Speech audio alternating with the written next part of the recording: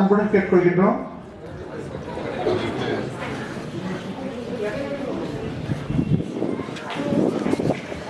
அனைத்து மத தலைவர்களே, அருட்தந்தையர்களே, அருட் சகோதரிகளே, மாணவ செல்வங்களே, ஆசிரியர் பெருமக்களே, இந்த நாளிலே நாம் அனைவருமாக இணைந்து இந்த சமத்துவ பொங்கல் விழாவை கொண்டாடி கோத்தகிரி மக்கள் அனைவருக்கும் நாம் ஒரு எடுத்துக்காட்டாக இந்த இயற்கையை காக்க வேண்டும், மனிதநேயம் காக்க வேண்டும் என்கின்ற முறையிலே பெரியவர்கள் மட்டுமல்ல மாணவ மாணவியரும் இணைந்து அந்த பேரணியிலே நாம் கலந்திருக்கின்றோம். பல கருத்துக்களை உள்வாங்க இங்கே கூடியிருக்கின்றோம்.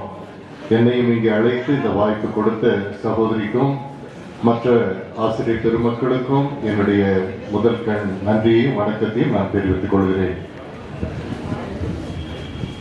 விவிலியத்தை பொறுத்த அளவிலே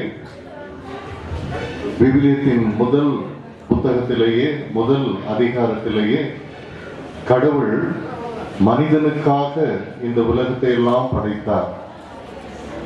ஒவ்வொன்றையும் அவர் இந்த மனிதன் சிறப்பாக இருக்க வேண்டும், மகிழ்ச்சியாக இருக்க வேண்டும், வளமாக வாழ வேண்டும் என்று அந்த இயற்கையை கடவுள் படைக்கின்றார். அதே போல அந்த இயற்கையை கடவுள் மனிதனிடம் ஒரு பொறுப்பாளியாக, கண்காணிப்பாளராக அதை தருகிறார்.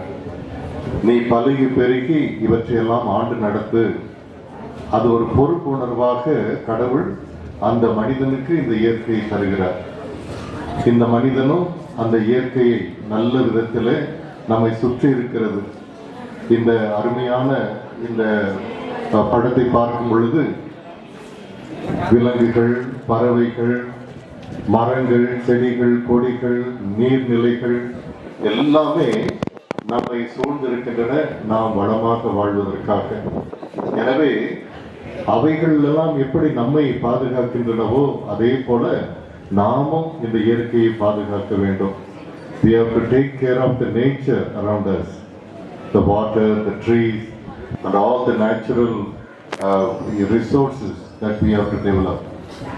நம்மையும் நாம் தூய்மையாக வைத்துக் கொள்ள வேண்டும், நம்முடைய இல்லங்களை தூய்மையாக வைத்துக் கொள்ள வேண்டும், நம்மை சுற்றி இருக்கிற சமுதாயத்தையும் நாம் வாழுகின்ற பகுதியும் தூய்மையாக வைத்துக் கொள்ள வேண்டும் என்பதுதான் இறைவனுடைய ஒரு கட்டளையாக, திட்டமாக இருக்கிறது.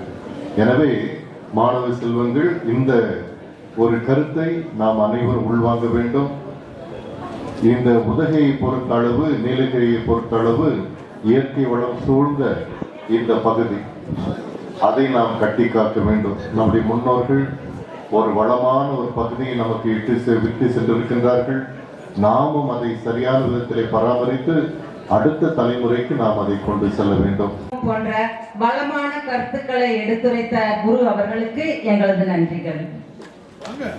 அருட்பணியாளர் கிறிஸ்டோபர் லாரன்ஸ் அவர்களுக்கு என்னுடைய சமூக சிற்பினுடைய உறுப்பினர் திரு தேவன் அவர்களையும் அருட் சகோதரி எலிசபெத் ராணி அவர்களையும் நினைப்பரிசு வழங்கிட அன்புடன் வைக்கின்றோம்.